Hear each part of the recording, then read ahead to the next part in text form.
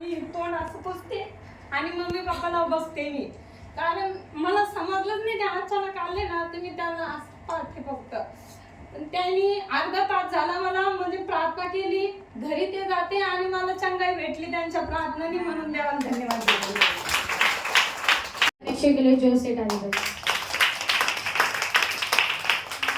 परमेश्वरला धन्यवाद. प्रभूने आजचा दिवस दाखवला आणि गोरपड सिस्टरची अशी गवाही आहे की ते परमेश्वरला धन्यवाद देतात. ते म्हणजे जसे घरी येतात त्या कामासाठी, आणि जेव्हा ते घरी आलेले तेव्हा ते त्यांना माहीत नव्हतं की त्यांना फर्स्ट ताप आहे म्हणून, आणि त्यांचं अंग दुखून यायचं हे तर म्हणजे असं नॉर्मली जे लेडीज काम करतात दुखून येतं, तर एवढं लक्ष नाही देत लेडीज दुखून. पण नंतर त्यांना असं वाटत होतं की नाही रिपोर्ट हे केले पाहिजे. तर पप्पा एकदा बोलले तुम्हाला बरं नाही तर तुम्ही एकदा जाऊन या, रिपोर्ट काढा. तर पप्पाच्या शब्दावर ते गेले, रिपोर्ट काढला तर त्याच्यात ट्रिपल टायफॉइड दाखवलं त्यांना. टायफॉइड दाखवल्यामुळे पण परमेश्वरची एवढी मोठी दया आणि पप्पा मम्मीची प्रार्थनामुळे त्यांना बघून असं वाटतच नव्हतं की त्यांना ट्रिपल टायफॉइड आहे म्हणून. एकदम म्हणजे बिंदास काम करणं, धावपळ सगळं चाललेलं आहे ॲज इट इज, जसं त्यांचं रुटीन असतं नॉर्मली. मग नंतर ते डॉक्टर बोलले की तुम्ही ना ॲडमिट व्हा, म्हणजे असं गोळ्या खाण्यापेक्षा डायरेक्ट IV आम्ही तुम्हाला हे करू.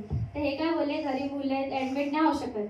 पण नंतर मग थोडं असं सिच्युएशन झालं की त्यांची जास्त तब्येत खराब चालू झाली होती.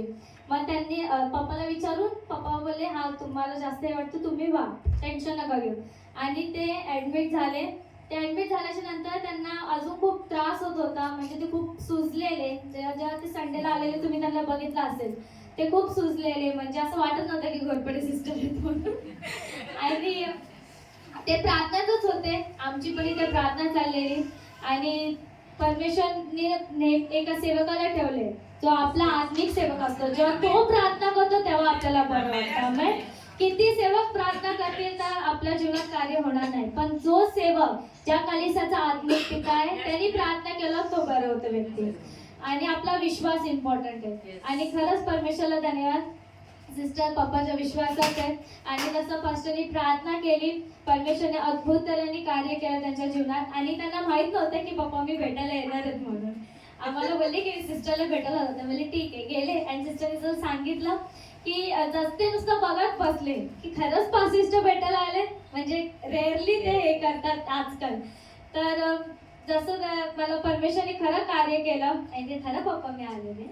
आणि खरंच परमेश्वरला धन्यवाद की जसं पप्पानी प्रार्थना केली. एवढा टाइम जेव्हा डॉक्टर त्यांना बघत होता आणि येत होता तेव्हा डॉक्टर म्हणतो तुमची सूज का नाही उतरत आहे, म्हणजे त्यांना लिव्हर आणि ती किडनीला सूज आहे, होती, आता नाहीये कारण का परमेश्वरने चांगलं त्यांना सूज होती.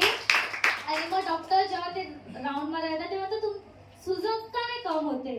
तर तरी आम्ही प्रार्थनात होतो. आणि जसं पप्पा मम्मी गेले त्या हॉस्पिटलमध्ये, त्यांना भेटले आणि जसे घरी आले लगेच त्यांचा फोन आला की त्यांची सूज पूर्णपणे उतरली. आणि डॉक्टरने पण विश्वास आहे, डॉक्टर आता पण तो सूज होते अचानक त्यांना. माझा पिता माझी प्रार्थना केली, प्रभूने चंगाई दिली. आणि जसे पप्पा जाऊन आले ते डायरेक्ट घरी आले. म्हणजे परमेश्वरला धन्यवाद देते, आता पूर्णपणे प्रभूने आजचा दिवस दाखवला. आणि मग सिस्टरची अशी गवाही आहे की ते परमेश्वरला धन्यवाद देतात की त्यांच्या जीवनात एक गवाही आहे. त्यांच्या मम्मीची तब्येत बरी नव्हती आणि ते पडलेले, तर ते पडल्यामुळे त्यांची जी कमरेची हड्डी आहे ती क्रॅक झालेली. तर पप्पा मम्मीने जशी प्रार्थना केली आणि जेव्हा परत रिपोर्ट काढला तर ती जॉईंट झाली हड्डी, म्हणून त्या प्रभूच्या नावाला धन्यवाद.